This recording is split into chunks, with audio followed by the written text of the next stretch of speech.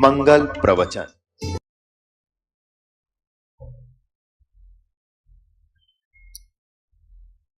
अब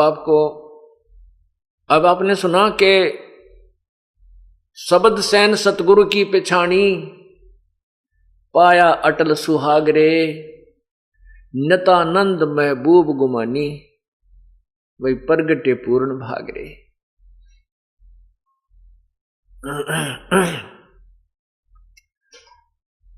शब्द San, San माने संकेत, इशारा। सतगुरु का हमने संकेत समझा। सतगुरु जी क्या बताते हैं कि मानुष जन्म दुर्लभ है, भाई मिले न बारंबार। तरवर से पत्ता टूट गिरे, वो बहुर न लगता डार। और परमात्मा पाने के लिए सभी बुराइयों को त्यागना पड़ता है।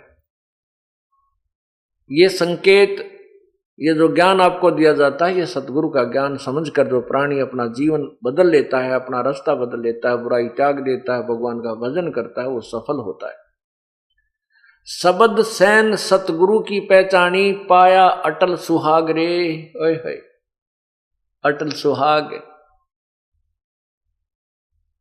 अब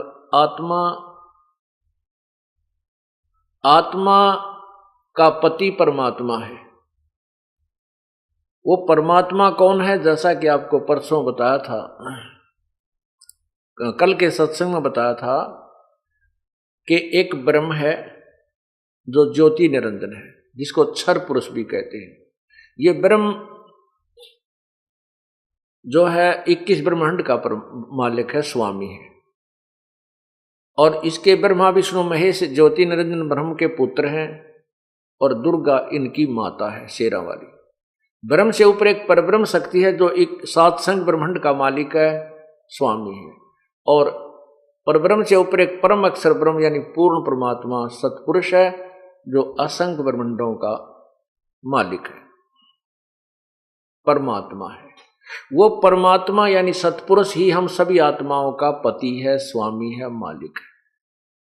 जिसमें ये ब्रह्म भी आ गया, परब्रह्म भी, और ब्रह्मा विष्णु महेश वाली आत्माएं भी उसी परम पिता के, वो ही हम सब आत्माओं का पति है, स्वामी है।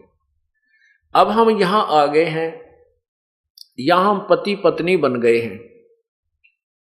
अब यहां तो पति की मृत्यु होती है, पत्नी जो है विधवा हो जाती है, वह सुहागन नहीं रहती। परमात्मा कहते हैं इस आत्मा की शादी, आत्मा का विवाह परमात्मा से करवाया जाएगा, और सही भक्ति करके आप उस परम पिता के अपने मूल पति के पास चले जाओगे, फिर कभी विधवा नहीं होगे, कभी आपका सुहाग नहीं उजड़ेगा, सदा सुहागन हो जाओगी। तो आपको अटल सुहाग मिल जाएगा, सदा के लिए सुहागन बन जाओगी, अर्थात आपकी मृत्यु कभी नहीं होगी, और वो अमर पति मिल जाएगा जिसकी मृत्यु कभी नहीं होती। शब्द सैन सतगुरु की पहचानी, पाया अटल सुहागरे, नतानंद महबूब गुमानी। भाई प्रगटे पूर्ण भागरे। अब उस दिन को सराह रहा है, उस दिन की प्रशंसा कर रहे हैं नित्यानंद जी। जिस दिन वो संत के वचन सुनने को मिले, घर के पास में किसी और भगत के सत्संग हो रहा था। कहते मेरे कोई पूर्वले पर कोई अच्छे भाग थे मेरे, जो ऐसे संत मुझे मिले, नित्यानंद महबूब गुमानी। अब देखो पुण्यात्माओं, जिनको परमात्मा पाना है, जिन्होंने, उनकी हर क्रिया में एक न्यारी कसक होती है। अब गुरुदेव को महबूब कह रहे हैं, महबूब गुमानी, गुमानी दास। महबूब का अर्थ क्या होता है? सबसे प्रिय व्यक्ति। सबसे प्रिय व्यक्ति को महबूब कहते हैं, सबसे प्रिय वस्तु को, यानी सबसे प्रिय। महबूब शब्द प्रयोग किया गुरुदेव के लिए, तो कहते हैं नित्यानंद महबूब गुमानी। भाई प्रगटे पूर्ण भागरे, मेरे कोई अच्छे भाग थे, पूर्ण भाग थे, जो संत के दर्शन हुए और ये ज्ञान मुझे प्राप्त हुआ।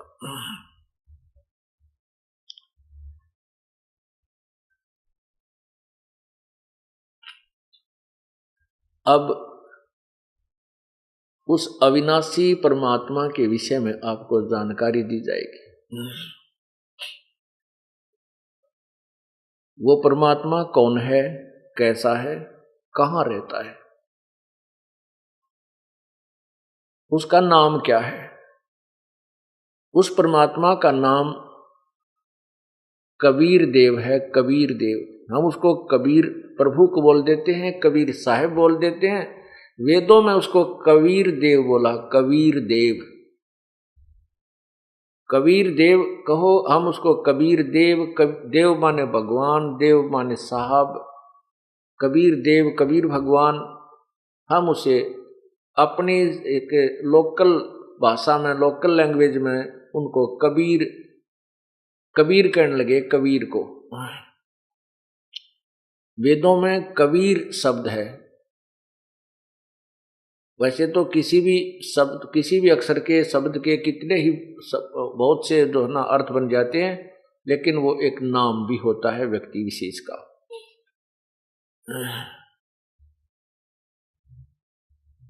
तो वो कबीर देव पूर्ण परमात्मा है। उसी वह परमात्मा सतलोक में रहता है, और सतलोक से ऊपर 3 लोक और हैं, अलखलोक, अगमलोक, अनामी लोक, अकय लोक जिसे कहते हैं। अनामी कहो चाहे अकय कहो।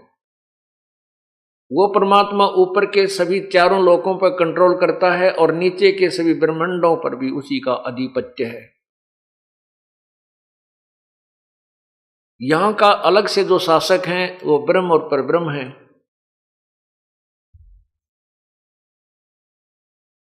ये ब्रह्म कौन है? ये काल है।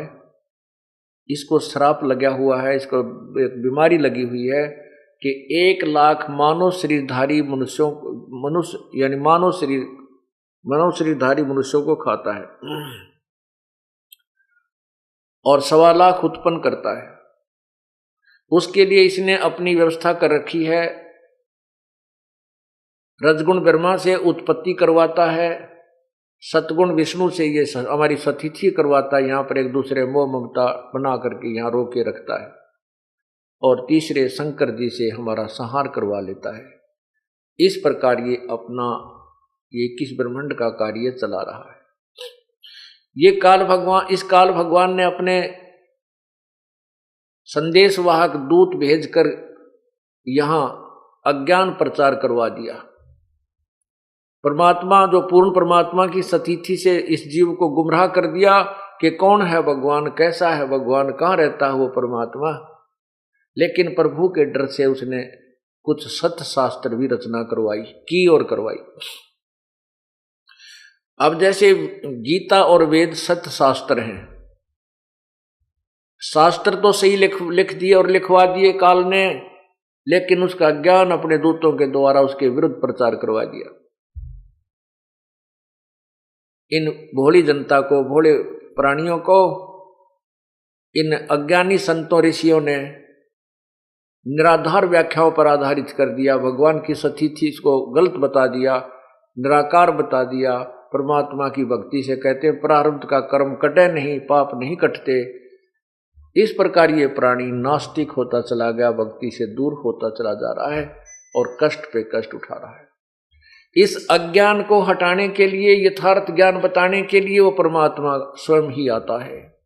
स्वयं ही वो एक संत का रोल करता है, भूमिका करता है। स्वयं एक भक्त की भूमिका करके दिखाता है कि भक्त कैसा होना चाहिए, उसमें कैसी सहनशीलता होनी चाहिए, उसके कैसी सिंपलिसिटी होनी चाहिए, और किस प्रकार उसका व्यवहार विचार उठना बैठना होना चाहिए। और तत्वदर्शी संत कैसा होता है, तत्वदर्शी संत के अंदर क्या गुण होते हैं, वो के ज्ञान बताता है। वो सब ज्ञान, वो तत्वदर्शी संत की भूमिका भी वो स्वयं ही करता है, और स्वयं ही वो स्वयं ही एक परमात्मा, एकम, वो अकेला भगवान है। वो परमात्मा इस काल के लोक में 4 युगों में आता है। सतयुग में सत्सुकृत नाम से प्रसिद्ध होता है, उसका उर्फ नाम वामदेव भी कहने लग जाते हैं उस समय के वर्तमान के ऋषिजन, क्योंकि जो ऋषि महर्षि सतयुग में ब्रह्मा जी से अधूरा ज्ञान ग्रहण करके प्रचार कर रहे होते हैं और वेदों की आड़ लेते हैं, परमात्मा पूर्ण ब्रह्म आकर के उनको वेदों का ज्ञान भी स्वयं ही बताने की चेष्टा करता, लेकिन वो महर्षि वो ऋषि अपनी प्रभुता की भूख में उस संत रूप में प्रकट परमात्मा की बात को नहीं मानते, ना जनता को मानने देते। उसके विपरीत वो सच्चा ज्ञान देता है। वो ज्ञान जो यथार्थ ज्ञान होता है, ऋषि महर्षियों के ज्ञान के विपरीत होता है, वो यथार्थ होता है। उल्टा ज्ञान तो होता है उन ऋषियों का, और वो उल्टा कहने लग जाते हैं भगवान को। तो कबीर परमात्मा जो सतयुग में आते हैं, सतसुकृत नाम से आते हैं, तो उनको वामदेव उल्टा ज्ञान प्रचार करने वाला कहने लग जाते हैं। वामदेव उर्फ नाम उसका निकाल लेते हैं व्यंग्यात्मक तरीके से। वही परमात्मा फिर त्रेता में आते हैं, उसमें मुनिंदर नाम रहता है। द्वापर में उनका नाम करुणा में रहता है, और कलयुग में उस परमात्मा की कबीर अपने यथार्थ नाम से प्रकट होता है। ये चारों युगों में प्रभु आते हैं।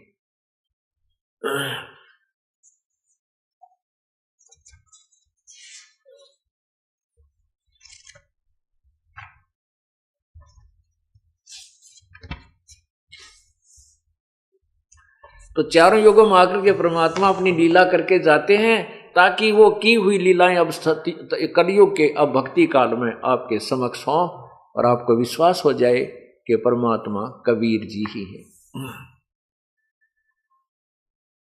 सतयुग में सत सुकृत अवतारा, त्रेता नाम मुनिंदर मेरा, द्वापर में करुणा में कहाया, कलयुग में कबीर कह टेरा। चारों युग में हम पुकारे, कूक कहा हम हेल रे, हीरे माणिक मोती बरसे ये जग चुगता ढेल रे। क्या बताते हैं कि चारों युगों में हम पुकारे, चारों युगों में आकर हमने ये आवाज लगाई है कि जो ज्ञान तुम ग्रहण कर रहे हो ये गलत है। एक पूर्ण परमात्मा की भक्ति ना करके तुम एक लाल को छोड़कर, हीरे मोतियों को छोड़कर कौडियों की ये डले इकट्ठे कर रहे हो, ये जो साधना दूसरी कर रहे हो। चारों युग में हम पुकारे, कूक कहा हम हेल रे, ये तत्व ज्ञान रूपी हीरे मोती बरसे यो जग चुगता ढेल रे। ढेल माने डले, डले ढो रहा है। गीता जी अध्याय नंबर 7 के मंत्र 14, 15, 21 से 23 और अध्याय नंबर 9 के श्लोक 21 से 23 और 25 में स्पष्ट किया है कि जो एक परमात्मा की भक्ति छोड़कर अन्य देवताओं की साधना वो भक्ति करते हैं, वो मूर्ख लोग हैं। और यही प्रमाण परमात्मा दे रहे हैं कबीर जी कि हम चारों युगों में आते हैं। कूक कूक कहा हम हेल रे, हमने आवाज लगा लगा कर जनता को समझाया और सच्चे ज्ञान रूपी हीरे मोती बरस रहे हैं, और सच्ची भक्ति ना करके ये लोग डले ढो रहे हैं, अन्य साधना अन्य देवताओं की पूजा कर रहे हैं। फिर क्या बताते हैं, सतयुग में मनु समझाया, कालवश रहा नहीं मार्ग पाया, उल्टा दोष मोहे लगाया, वाम देव मेरा नाम धराया। परमात्मा आकर अपनी महिमा बताते हैं कि उल्टा दोष मेरे पर लगा दिया और मेरा वाम देव नाम रख दिया। सतयुग में मनु समझाया, मनु जी को परमात्मा आकर मिले, उसने सोचा ये मनु जी बहुत प्रसिद्ध हैं और यदि ये मान जाएंगे तो सारे समाज को, भगत को, मनुष्यों को ये समझा देंगे, लेकिन ये मान बड़ा इस जीव को परमात्मा के निकट नहीं आने देती। अब मनु जी की महिमा हो रही थी, सब ऋषि जन उनका आदर करते थे। अब मनु जी भगवान की वाणी को नहीं माना, उल्टा उन्हीं को दोष दिया। सतयुग में मनु समझाया, काल वस रहा नहीं मार्ग पाया, उल्टा दोष मोहे पर लगाया, वामदेव मेरा नाम धराया। सत सुकृत कम कहते थे, वामदेव ज्यादा कहने लगे। त्रेता में नरनील चिताया, लंका में चंद्र विजय समझाया।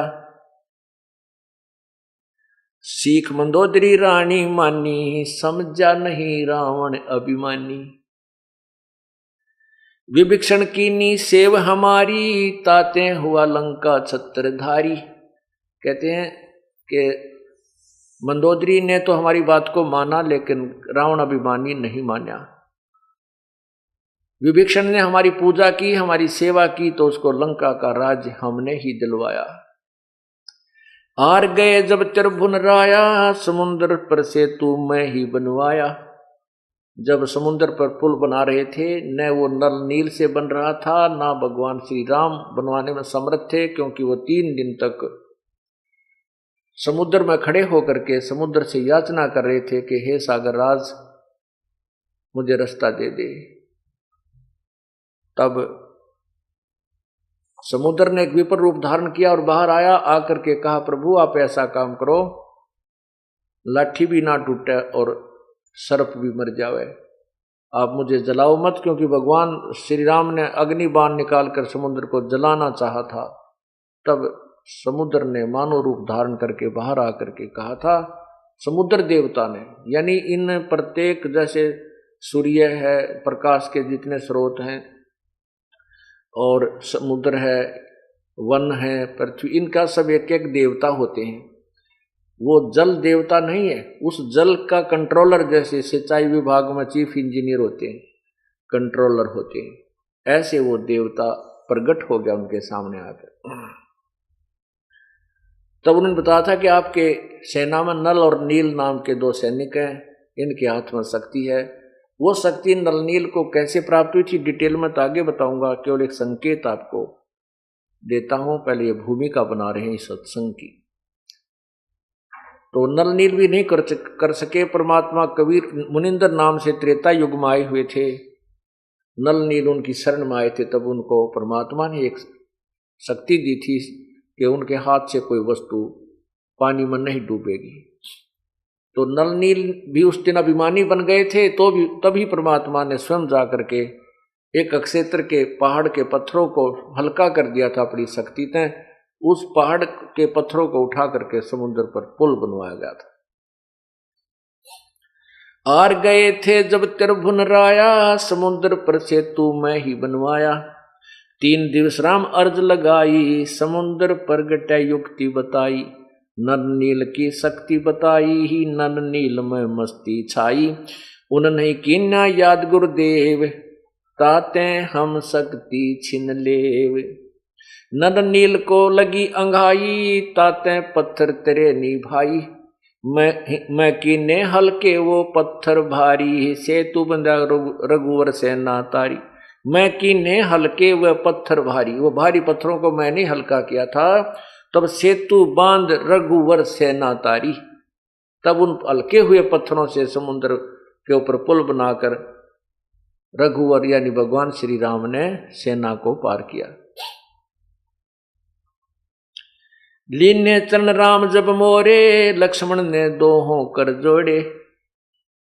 जब वो पत्थर हल्के हो गए और तैरने लगे, परमात्मा पूर्ण ब्रह्म जी कहते हैं कबीर जी कि जब मुनिंद्र रूप में मैं संत रूप में आया था, ऋषि रूप में, तब श्री राम ने मेरे चरण लिए और लक्ष्मण ने दोनों हाथ जोड़कर मेरे से मेरी प्रशंसा की, बधाई दी, धन्यवाद किया। लीने चरण राम जब मोरे, लक्ष्मण ने दोहों कर जोड़े। दोनों बोले एक विचार, ऋषिवर तुम्हारी शक्ति अपार। दोनों भाई राम और लक्ष्मण ने कहा कि हे ऋषिवर तेरी शक्ति अपार है। दोनों बोले एक विचार, ऋषिवर तुम्हारी शक्ति अपार। हनुमान नतमस्तक होया, अंगद सुग्रीव ने मान्या लोहा। कहते हनुमान जी भी नतमस्तक होए जब ऐसी लीला देखी। और अंगद जैसे महाबली जिन्होंने रावण के दरबार में अपना पैर रख दिया था कि अगर तू तेरे कोई योद्धा है तो मेरे पैर ने हटा दे। कहते हैं रावण की सारी सेना लगी थी तो भी उसका पैर नहीं हटा था, डगमग नहीं हुआ था, टच से मस नहीं हुआ। ऐसे महाबलियों ने, सुग्रीव जैसे विद्वान ने भी कहते हैं मेरा लोहा मान्या, अर्थात मेरी महिमा से प्रभावित हुए, मेरी शक्ति से प्रभावित हुए। परमात्मा स्वयं बता रहे हैं कबीर जी, हनुमान नतमस्तक होया, अंगद सुग्रीव ने मान्या लोहा। सेतु बंद का भेद न जाने भाई, सोके देने राम बड़ाई। सेतु बंद का मर्म न जाने भाई, यानी इसकी वास्तविकता परिचित नहीं है, और केवल कहते हैं श्री राम ने पुल बना दिया। श्री राम जी ने तो पुल नहीं बनाया, क्योंकि उन्होंने तो समुद्र से याचना की, समुद्र ने आके नलनील का नाम लिया। नलनील ने कोशिश की, क्योंकि उस दिन उन्हें अभिमान हो गया, उनके हाथ से वो पत्थर नहीं तरे। फिर स्वयं परमात्मा को याद किया, प्रकट हुए और उनका पत्थर हल्के किए गए, तो वो पुल बनाया। रामचंद्र कह कोई शक्ति नारी, जिन ये रची सृष्टि सारी। रामचंद्र जी तो खुद कहते हैं वो परमात्मा कोई और है जिसने सब ब्रह्मांडों को रचा है। अज्ञानी कह रामचंद्र रचने हारा, जिन दशरथ घर लीन अवतारा। ऐसी भूल पड़ी धर्मदासा, यथार्थ ज्ञान न किसी ही पासा। ऐसी भूल पड़ी धर्मदासा, कबीर परमेश्वर ने धर्मदास नाम के अपने एक भक्त को ये सब बताई। ऐसी भूल पड़ी धर्मदासा, यथार्थ ज्ञान ना किसी ही पासा। सच्चा ज्ञान तो किसी के पास नहीं है। उआ बाई बके ब्रह्म ज्ञानी, तत्व ज्ञान की सार न जानी। ये उआ बाई बकते हैं, ये ब्रह्म ज्ञानी कहलाते हैं, जिनको तुम ब्रह्म ज्ञानी कहते हो। जैसे आपने कल सुना था एक महर्षि का सत्यार प्रकाश के विचार पढ़े होंगे, और इनको हम ब्रह्म ज्ञानी कहते थे। उआ बाई बके ब्रह्म ज्ञानी, तत्व ज्ञान की सार न जानी। द्वापर पांडव यज्ञ पूर्ण कीनी, होगी थी सबकी हीनी। 88 बैठे ऋषिजन, सब ही खाए लिया था भोजन। 33 कोट देवता सारे, शंख नहीं बजा रहे सब हारे। 12 करोड़ ब्राह्मण आए, बैठे सभी मुंह लटकाए। उस एक पांडवों ने एक अश्वमेघ यज्ञ रखी थी, उसमें एक शंख अलग से रखा गया था, पंचजन्य शंख, कि जो पूर्ण संत इसमें भोजन खा लेंगे उसी समय भंडारा पूर्ण होते ही ये शंख बजेगा। यदि शंख ने आवाज नहीं की शब्द तो वो समझो यज्ञ संपूर्ण नहीं हुई। उसके विषय में बताई जा रही है शॉर्टकट। 33 कोट 86 ऋषि बैठे जन, सभी खा लिया भोजन। 33 कोट देवता सारे, शंख नहीं बजा रहे सब आरे। 12 करोड़ ब्राह्मण आए, बैठे सभी मुंह लटकाए, यानी सभी ने कुछ कर लिया लेकिन शंख नहीं बजा था। ब्रह्मा विष्णु शिव गुप्त यज्ञ माहे, बाजा ना शंख भोजन खाएं। ये ब्रह्मा विष्णु महेश भी कहते हैं गुप्त रूप में वहां विराजमान थे, उनने भी भोजन कर लिया तो भी शंख नहीं बजा। ब्रह्मा विष्णु शिव गुप्त यज्ञ माहे, बाजा ना शंख भोजन खाएं। 56 करोड़ यादव आरे, देख रहे तमाशा सारे। 56 करोड़ यादव वहां पर आए हुए थे और सभी ये तमाशा देख रहे थे। कृष्ण चंद्र पर लगी आशा भारी, नहीं बजा सके शंख बाल बिहारी। सभी पांडवों की या सभी उपस्थित ऋषियों की भगवान श्री कृष्ण के ऊपर आस थी कि ये भोजन खा लेंगे तो शंख बजेगा। कृष्ण चंद्र पर लगी आशा भारी, नहीं बजा सके शंख बाल बिहारी। वो भी शंख नहीं बजा सके। एक वाल्मीकि साधक मारा, उन समझा ज्ञान तत्व सारा।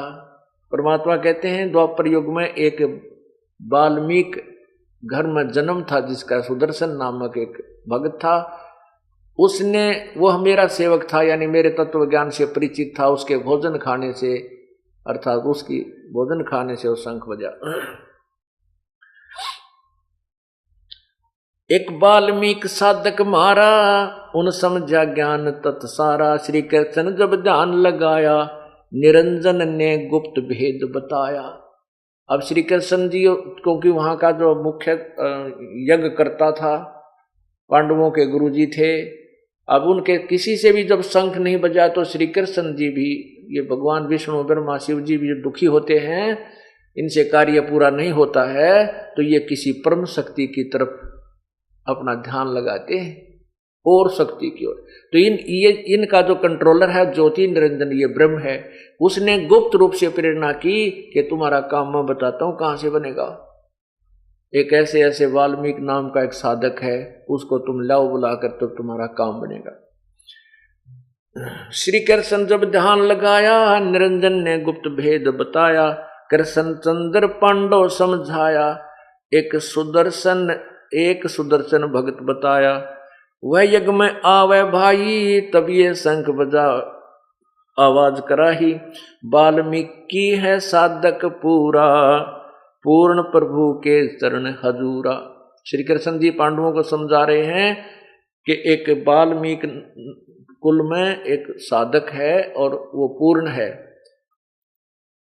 पांचों पांडव चले सुदर्शन पासा, मैं कीन्या एक अजब तमाशा।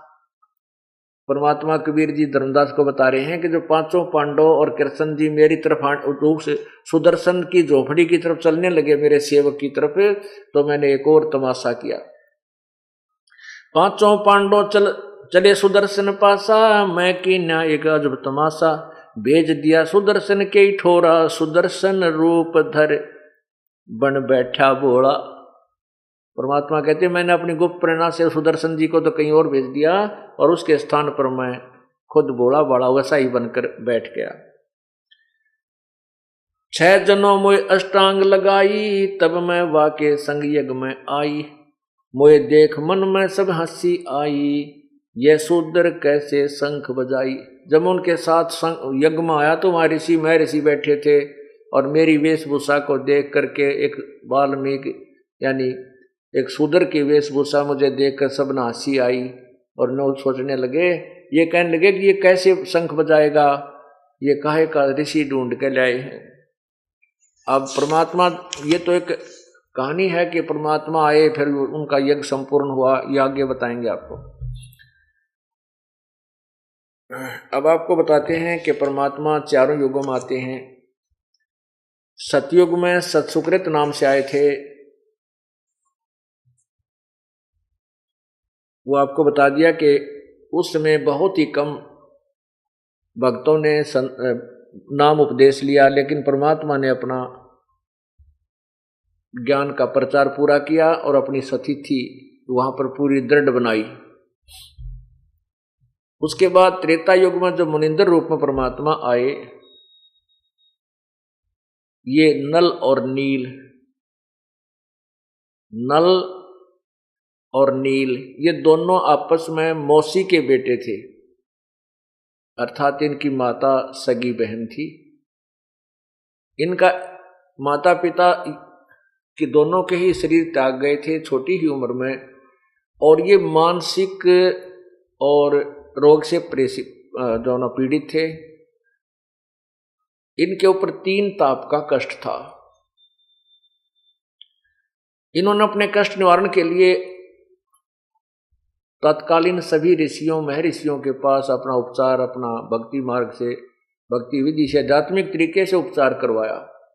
वेदों से भी औषधियां खाई, कोई भी काम नहीं आई।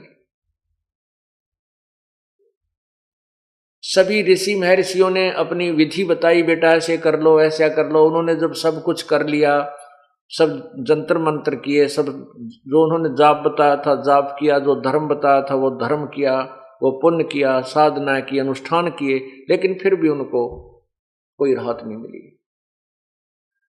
तब ऋषि महर्षियों ने जिनके पास वो जाते थे उनको बताया, बेटा ये तुम्हारे प्रारब्ध का कष्ट है, ये तो भगवान ने तुम्हारे भाग्य में लिखा है, और भाग्य के लिखे को हम कोई भी नहीं मिटा सकता, विधाता के लिखे को कोई नहीं मिटा सकता। आप परमात्मा की भक्ति करते रहो, आपका भविष्य का जीवन अच्छा बनेगा। पुण्यात्माओं, तत्व ज्ञान का और इस लोक वेद का इतना ही अंतर है।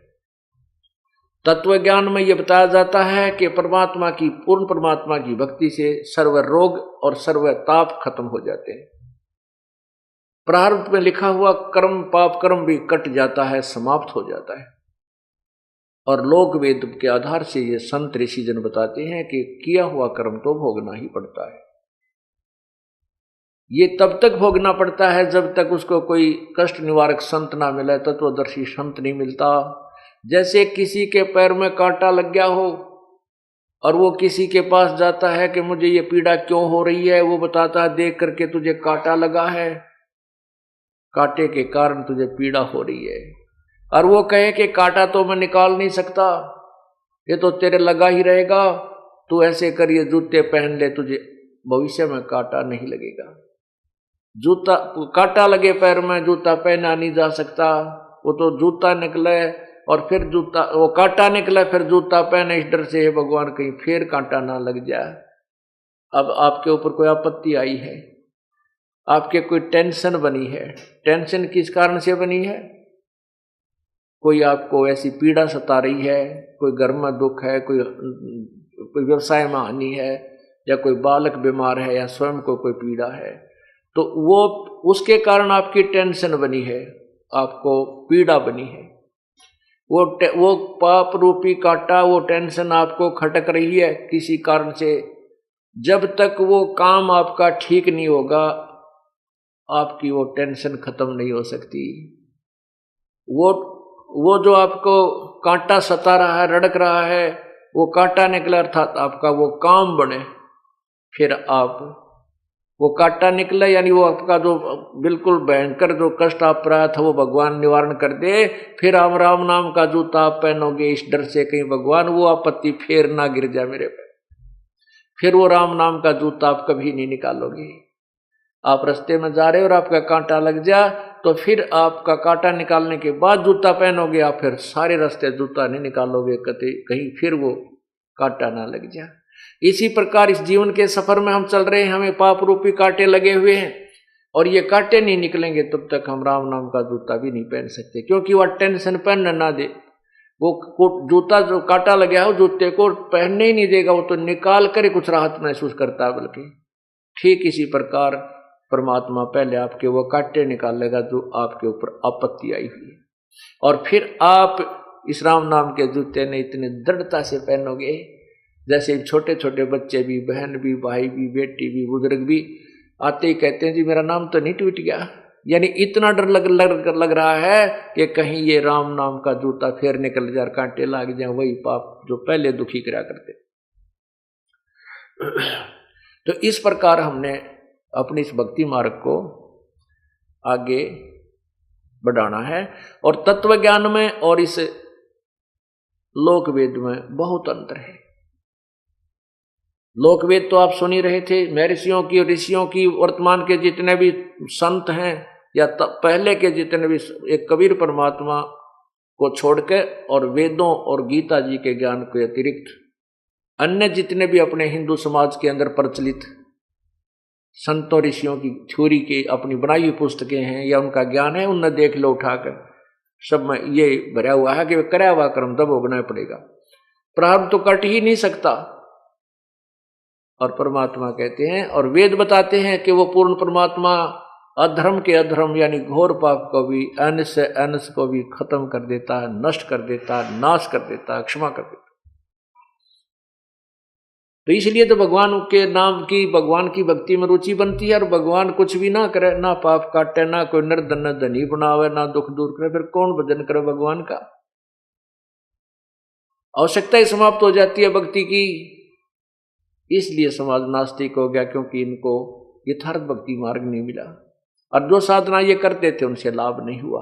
आखिर में गुटी छुट्टी लाकर अपना गम बुलाने लाएंगे, उससे और दूने निर्धन हो गए और विकार घने बन गए, आपस में लड़ाई झगड़े बढ़ गए। परमात्मा की दया से जब आपके घर में सुख होगा, आपका माइंड बिल्कुल बैलेंस रहेगा, झगड़ा भी कम होगा, कोई गाली भी दे जाए तो भी सहन करोगे।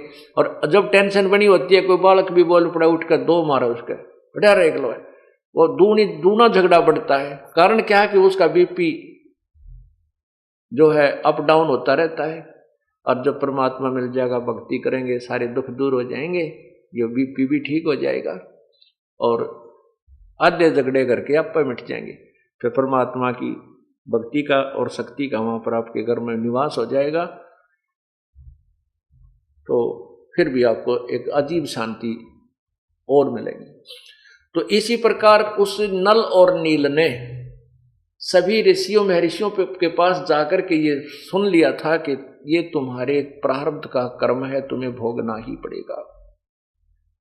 नल और नील केवल मृत्यु की इंतजार कर रहे थे कि कब वो दिन आवे, हमारा यहां से झंझट मिटे, ये रोग तो बहुत सता रहा है। परमात्मा दया करते हैं, मुनिंद्र रूप में प्रकट वो पूर्ण ब्रह्म, मुनिंद्र ऋषि के रूप में प्रकट वो पूर्ण ब्रह्म परमात्मा कबीर देव एक दरिया के किनारे सत्संग कर रहे थे। वहां पर भक्तजन आते थे, श्रोता आते थे, सुनते थे, कुछ उनके निजी भक्त भी वहां आते थे, सुनते थे। एक दिन सौभाग्य प्राप्त हो गया नल और नील को भी उस परम पिता के दरबार में जाने का। नल और नील को यह विश्वास नहीं था कि तुम स्वस्थ हो जाओगे, लेकिन दुनिया जाति देख रही थी, औरों के मुख से सुन रहे थे, बड़े महापुरुष आए हैं, बड़े दुख दूर करते हैं, लेकिन नल नील को विश्वास करते नहीं था। फिर भी सोचा चल टाइम तो पास करना, 2 घड़ी वहां बैठ आते हैं चल के। अब जो ही नल नील वहां सामने आए, उस अक्षेत्र में आते उनको कुछ राहत मिलने लगी, और जो ही परमात्मा के चरण छुए उन्होंने आकर के, और परमात्मा ने दोनों के हाथ सिर पे हाथ रखा, हाथ रखते उनका सर्व रोग समाप्त हो गया। अब नल नील को ऐसे लग रहा है जैसे तुम्हारे शरीर में कोई रोग था ही नहीं। इतना चमत्कार देखकर, ऐसी लीला देख करके दोनों के दोनों चरणों में गिर गए, बहुत फूट फूट कर रोने लगे। हे परमात्मा, तुम आप कहाँ छुपे थे? हे महाराज जी, हे ऋषि महाराज, हे ऋषि जी आप कहाँ थे? हम तो बिल्कुल हार चुके थे, थक चुके थे, हमने तो सोच लिया था कि अब तो ये हमारे कष्ट का निवारण मृत्यु के साथ ही होगा। सारी कहानी बताई कि हे ऋषिवर, हमने सभी ऋषियों से, महापुरुषों से उपदेश भी लिया, उनके द्वारा बताई विधि का भी प्रयोग किया, साधनाएं भी की, लेकिन हमारा कोई कष्ट दूर नहीं हुआ था। आज आपके आशीर्वाद मात्र से हम स्वस्थ हो गए प्रभु। तो परमात्मा ने कहा, बेटा आप सत्संग सुनो, बैठकर उपदेश ले लो। ये तो आपको, ये तो कांटा निकाला है मैंने, और ये सफर अभी लंबा, इसमें और भी कांटे लग सकते हैं, इसलिए जो जूता हम देंगे ये ISI मार्ग का, इसने पहन के देखो जो कांटे लग जाते हैं। अर्थात ये पूरा सुरक्षा कवच आपको दिया जाएगा पूर्ण परमात्मा की साधना का। नल नील ने सत्संग सुना और परमात्मा का उपदेश ले लिया, उनको गुरु बना लिया। अब गुरु बना लिया उनका, तो उनको तो इतना दृढ़ विश्वास हो गया कि हमारा जीवन दान ही प्रभु ने दिया है।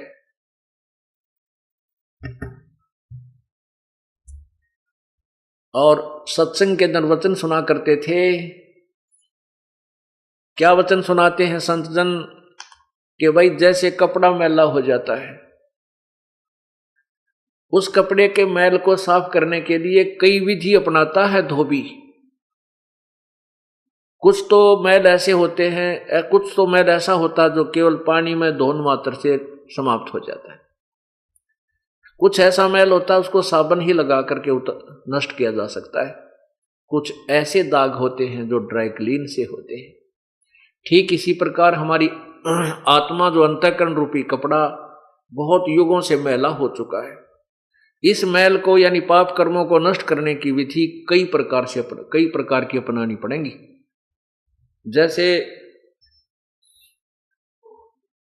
जैसे रोगी डॉक्टर के पास जाता है, डॉक्टर उसको पीने की दवाई अलग से देता है, कैप्सूल न्यारे देगा, गोली अलग से देगा, और फिर मालिश की दवाई अलग से देता है। इन सभी औषधियों का प्रयोग करके स्वस्थ हुआ जाता है। इसी प्रकार इस हमारे को ये दीर्घ रोग लगा हुआ है जन्म और मृत्यु का। इस जन्म मृत्यु के रोग को काटने के लिए हमें कई प्रकार की उपचार अर्थात कई प्रकार की उपासना, जैसे जैसे भी विधि है वो सब अपनानी पड़ती है। इसलिए हमारे ऊपर जो पाप कर्मों का धब्बे लगे हैं, दाग लगे हैं, मैल चढ़ा हुआ है, उसको काटने के कई तरीके बताए। जैसा आपने कल यजुर्वेद में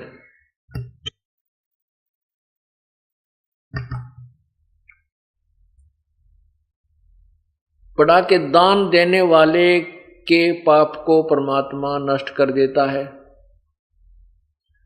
फिर भक्ति कर्म, चाहे देवता करो, देव माने चाहे ऋषि करो, चाहे भक्त करो, सभी के पापों को वो पूर्ण परमात्मा नष्ट करता है। इसी प्रकार जैसे कुछ तो पाप ऐसे हमारे सेवा से कटेंगे, यहाँ सत्संग में आने से हम जितनी कुछ सेवा करेंगे, कोई जिसकी भी जैसी इच्छा है, जैसी भी उसका शरीर काम कर सकता है, नियत यार है मैं सेवा करूं। यहाँ पर केवल एक प्रभुता की भूख लेकर नहीं आवे, एक रोगी बनकर आवे। जैसे डॉक्टर के पास रोगी कितना ही सेठ हो, चाहे अफसर हो, अधिकारी हो, जब उसको ये पता चल जाएगा कि तुझे कोई भयंकर बीमारी है और वो क्लियर नहीं हो पा रही है, उसके ट्रीटमेंट के लिए जो हॉस्पिटल में जाता है, तो उस समय वो भूल जाता है तू कौन है, तू क्या है। वो अपने आप को एक रोगी समझता है और रोग कटाना उसका उद्देश्य होता है। डॉक्टर के पास उसके नखरे नहीं होते, जहाँ डॉक्टर कहता है लेट जा वो लेट जाता है, वो कहता वहाँ जाइए रिपोर्ट लेकर वो चल पड़ता है, वहाँ बैठ जाइए वहाँ इंतजार करता है। इसी प्रकार हमने सत्संग में आकर के अपने आप को उस रोगी की तरह समझना चाहिए कि हमारे जन्म मृत्यु का दीर्घ रोग लगा हुआ है और गुरुजी वहाँ पर डॉक्टर होते हैं, उनके हर एक आज्ञा का पालन करना हमारा कर्तव्य बनता है। तो यहाँ पर आओगे तो सेवा करने की नीत हो।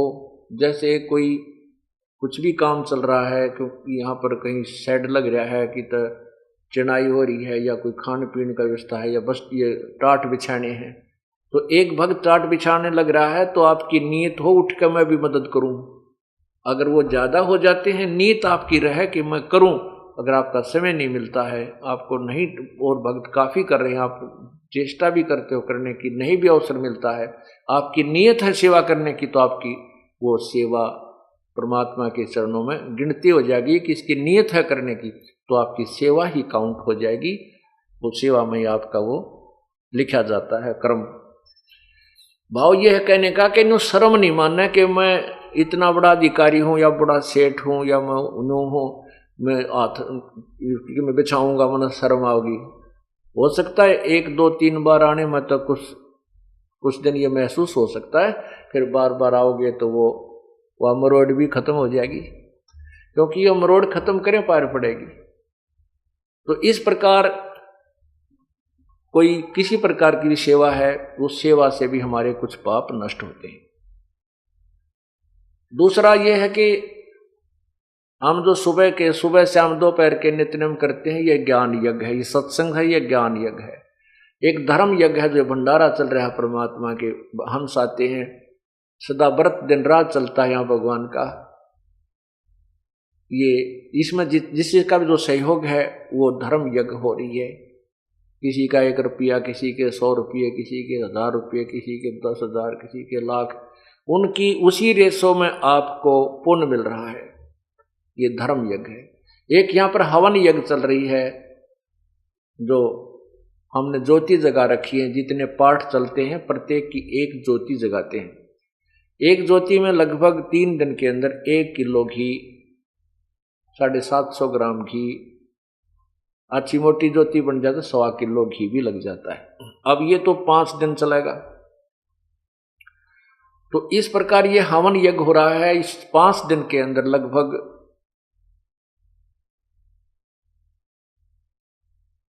जो है सैकड़ों किलो घी यहां पर हवन होगा, वो आप ही को क्रेडिट मिलेगा उसका।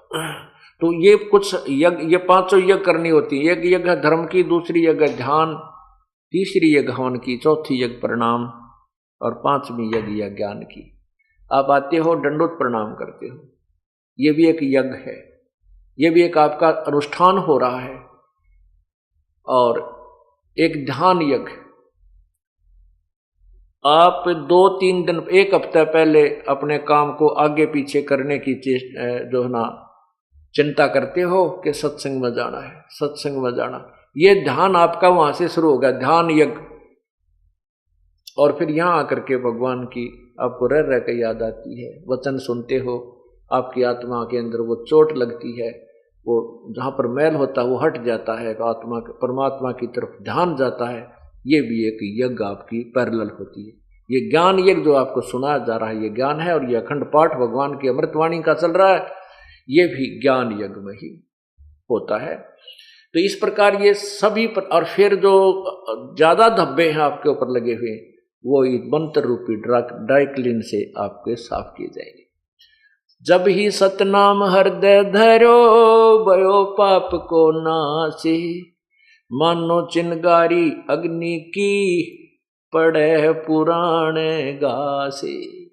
ये पुराना घास या पहले के पाप कर्म जो संचित कर्म हमारे हैं और ये प्रारब्ध में लिखे हैं, ये एक ऐसा घास जानो, पुराना घास, सूखा घास, और उसमें एक माचिस की सींक लगा कर जलाकर उसमें डाल दीजिए, सबको जलाकर भस्म कर देगी, और फिर हवा चलेगी, उस राख को भी इधर उधर फेंक फांक के कति नष्ट वष्ट कर देगी। इसी प्रकार ये सतनाम, सच्चा नाम जो है, इस नाम के भजन से, जाप से, पूरे गुरुते लेकर के आपके सभी पापों को नष्ट कर दिया जाएगा। तो कुछ पाप ये ऐसे हैं जो इस सतनाम से और सारनाम से कटेंगे। और ये तीनों ताप क्या होते हैं? कोई देव रुष्ट हो जा, कोई किसी पर जंतर मंत्र कर दे, गाल गलवा दे, टूना टोटका करवा देता है, और कोई किसी को शराप दे देता है, कोई देवता रूस गया, हमारी भैंस ने दूध ना दिया, हमारा खेड़ियाड़ा बाबा रूस गया। तो ये परमात्मा का नाम लेने के बाद सब ठीक हो जाते हैं, कोई रुष्ट नहीं होता, ना ही कोई किसी का टूना टोटका हमारे नाम लिए प्राणी के ऊपर नहीं हो सकता, ये गारंटीड बात है। नहीं उस पर किसी के श्राप का असर होगा। यदि देखो हम गलती करेंगे नहीं, यदि हम गलती करेंगे तो फिर तो कोई भी गलती हमारे ऊपर अटैक कर सकता है। गलती का अर्थ है कि हम कोई नियम ना तोड़े, फिर हमारे ऊपर कोई किसी का भी कोई प्रभाव नहीं हो सकता। तो इस प्रकार हमारी जो ये क्रिया है सत्संग में आकर हमें करनी चाहिए। तो नल और नील को यह बात समझ में आ गई, उनके बात ये समझ में आ गई कि भाई धन हमारे द्वारा नहीं जो दान कर दिया, हम अपने शरीर से सेवा करेंगे। सुमन गुरु जी ने देवाहियो भी खूब करेंगे और अपने शरीर से सेवा करेंगे, हम इसी से सारा लाभ ले लेंगे। इस उद्देश्य से उन्होंने सत्संग में आने वाले बूढ़े बुजुर्ग जो बीमार, क्योंकि परमात्मा आया करें जब ये दुख दूर करते हैं, उनके सतूर के दरबार में भी पता नहीं कितने दुखी जाया करते थे, और सब को वहाँ सत्संग में बैठाया जाता था। देखो पुण्यात्माओं, कुछ तो आप में से ऐसे भी भक्त हैं, ऐसी बहन बेटी भाई हैं जिनके आते ही दुख दूर हो गए, आशीर्वाद से भी ठीक हो गए, नाम लेते उससे दिन भी ठीक हो गए। और कुछ एक ऐसे हैं जो अभी तक उनको 2 दिन, 10 दिन, 20 दिन, महीना, 2 महीने भी लग सकते हैं।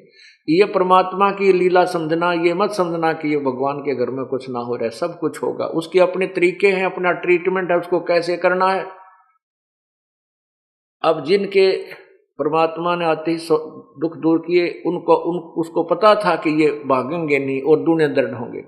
कुछ ऐसे हैं जो बहन भाई भगत हंगा करके लाओ, चल हमारे गुरु जी दौरा, जाते ठीक हो जाओगे, जाते ठीक हो जाओगे, ज्ञान उनको समझाते नहीं, तो वो आ जाते हैं अपने दुख निवारण करने के लिए। प्रभु को पता होता है कि जब ये ठीक हो गए तो ये बोर्ड के नहीं होंगे, तो झाड़े लवानी है, तो उनको नहीं करेंगे ठीक। अब जैसे हम जाया करते उड़ा कनपेड़ जड़वान, कनपेड़ झाड़ दी, ठीक होया कि ना होया, हो गया तो फिर उसके पास नहीं जाना, फिर कदे कनपेड़ होगी तो तभी जाएंगे। तो हम परमात्मा नहीं चाहते कि यहाँ झाड़ा लावर उन्हें ठीक करके भेज दिए, फिर कभी ना आए, इनके ऊपर फिर और बहुत कष्ट आएंगे।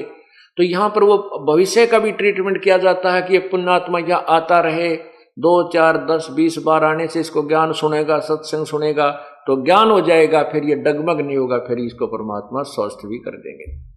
यदि उसको पहले स्वस्थ कर दिया तो उसको और भयंकर दुख हो जाएगा, वो तो दुख दूर होगा, लेकिन आगने वाले समय में और भी बहुत कष्ट उस प्राणी थे, उनका बचाव नहीं हो पाएगा। वो दयालु इसलिए थोड़ी सी देरी करता है। उस देरी में हम न सोच लेते हैं देख कुछ लाभ नहीं होता, चाल की तो और चलाएंगे, कहीं और जाने के बाद फिर वो पता है समुद्र या नौका जो है बगैर पतवार के घूमती रहती है, उसका ठिकाना कोई नहीं। तो नल नील ने इसी उद्देश्य से सेवा प्रारंभ कर दी। अब वो क्या करते थे, कोई भी रोगी आता था तो परमात्मा के पास बहुत दुखी आते थे। एक बार तो कहते हैं काशी में 160 कोढ़ी थे और वो कोढ़ी चले गए। कहने लगे भगवान आप सबके दुख दूर करते हो, हमारा भी कर दो। नो बोला परमात्मा बोले भाई थारे तुम्हारे दुख न कद नाट्या में, तुम आए ताज हो। उनको कहा बेटा तुम भजन करो, भक्ति करो, तुम स्वस्थ हो जाओगे। उन्होंने कहा ठीक है, जैसे जो आपकी आज्ञा। कहने लगे भगवान भक्ति तो हम कर लें, पर यू कोड कर्ण तना देता, पीड़ा बहुत होती है, आप दया कर दो, दया कर दो। परमात्मा को पता तो था, पर उनको कह दिया अच्छा भाई करेंगे, परमात्मा से अर्ज होगी सुनाई तुम्हारी। तो कहते हैं वो सारे के सारे का कोड ठीक हो गया। कोड ठीक होगा तो वो तो भाई फिर सत्य कहा बेटा सत्संग में आया करियो का। अच्छा जी, अब वो तो ना धोकर बटे उबन का है, फिर जो पहले तो पीप चुया करती थी, कपड़ा भी ना सुहा हुआ था, और फिर ना सेवा करें, बैठ जा नो टेव की तरह आकर कोई भगत का काम कर लो तो कर ले, यानी उल्टा उस तरह व्यवहार नहीं बना उनका। तो परमात्मा कहते हैं भाई ठीक है, हम तो देख दोबारा इस कष्ट ने तुम्हारे कदे नहीं, और तुम इस तरह चलोगे तो तुम्हारी भक्ति नहीं बनेगी। एक दो गलतियां उन्होंने की, परमात्मा ने उनको करड़ा किया कि भाई ऐसा नहीं होता सत्संग में, तो वो आना ही बंद कर गए, आना ही बंद कर गए और भक्ति त्याग गए। अब ठीक आगे क्या हुआ वो तो लंबी कहानी है, वो तो प्रत्यक्ष है क्या होगा और क्या हुआ होगा उनकी गेला ज्यादा डिटेल नहीं बताते। तो परमात्मा ने ये सारे उदाहरण पहला करके दिखा रखे हमारे ताई, इस दास को उदाहरण दे रखे हैं कि ऐसे भी आवेंगे और उनको ठीक होते ही बकवाद भी पावेगी, फिर तेरा दिल भी दुख पाओगा कि देखो भगवान से अर्ज की और इन ये ठीक भी हो गए, राज फिर वो बकवाद गढ़े। ऐसे बहुत से लोग हैं। एक बेटगाम में हमारा भगत राजेंद्र जी, उनके घर हम सत्संग करना गए, वहाँ एक उसी गांव का एक कति रो है, बैठा बैठा है मैं मरूंगा, सब ने बता दिया, डॉक्टरों ने भी इलाज, डॉक्टरों ने भी उसको लाइलाज कर दिया, सूझ रहा सारा शरीर, उसके पता नहीं गुर्दे खराब थे, सारी बुरा हाल हो रहा, और अंतिम सांस गिने, सांझ सवेरा जा रहा उसकी मौत का। यही से दयालु हमारे भगत उसको बुला लिया, एक आजा तुम्हारे गुरु जी आऊंगे, हमारे पाठ हो रहा है, तू को नहीं मरे। सब ने पूछा भाई मैं बच जाऊंगा हमारे, क्यों मैं एक दिन लेट गया था, पाठ पहले प्रारंभ हो जाता था। तो सब भगत ने कहा तू चिंता ना करे, गुरुदेव नान दे, तुझमा ठीक हो जाएगा।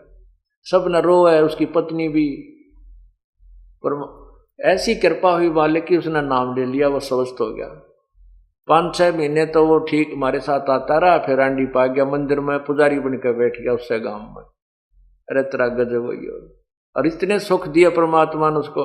तो ऐसे भी जिन और बतेरे हैं, तो इसलिए प्रभु अपने हिसाब से करते हैं। 1-2 बार तो अपने भक्तों जो जिनको आप लाते हो किसी को, प्रभु कर देते हैं, लेकिन हमारा उद्देश्य ये है कि ठीक ठाक तो 2 मिनट का काम है, 2 सेकंड का कुछ भी नहीं उस भगवान के लिए। परंतु उन्हें तो और दुख दिखाई दे है कि यो नादान जाए, फिर हमारे इस रास्ते से भटक गया। तो काल तो बाट देखा इसकी, काल तो इंतजार कर रहा कि ये पुण्य तो कमाओगा यहाँ पर, शुभ कर्म तो यहाँ करके जाओगा, और उसकी बिरान में टिक करवाओगा काल, फिर उसको कितना राजा बना देगा, कितना मेंबर बना देगा, कितना एमएलए बना देगा, और उसकी करवा के खराब कमाई ने और गधा बना देगा। परमात्मा को पता है ये मेरी आत्मा है, और काल के जाल में तुरंत फंस जाती है। मेरे ज्ञान को तो मैं 10 वर्ष समझाऊं, और दूसरा 1 दिन में उसकी सारी बात मेरी ज्ञान को काट के वो काल का दूत उसमें फिट कर देता है मेरे भक्त में, और मेरे से दूर कर देता है। अंत कोट बाजी जहां हम रचे सकल ब्रह्मंडे, कहे कबीर मैं के करूं ये काल करे जीव खंडे।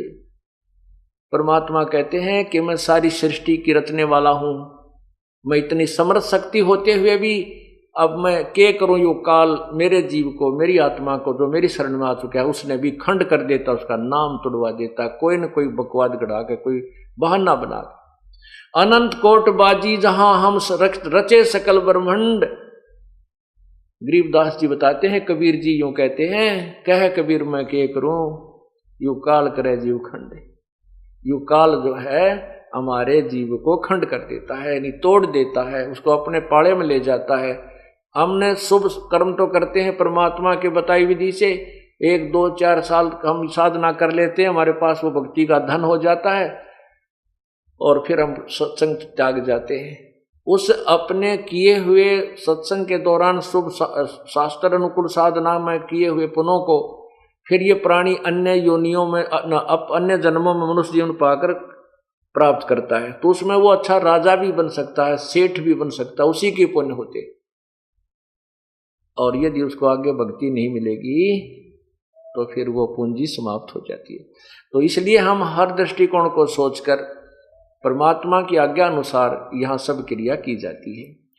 आप कोई लेट भी हो रहा है, किसी को कोई आराम नहीं हो पा रहा है, उसके लिए बताया कि द्वार धनी के पड़ा रहे, धक्के धनी के खा, 100 काल झकझोल ही पर द्वार छोड़ ना जा।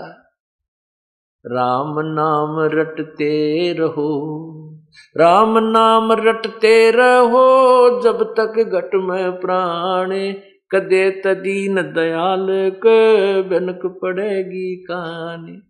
कभी तो उस दीन दयाल के यानी परमात्मा कभी तो सुनेगा जरूर आपकी, और यही भगवान है जो सुनने वाला, और कोई सुन भी नहीं सकता।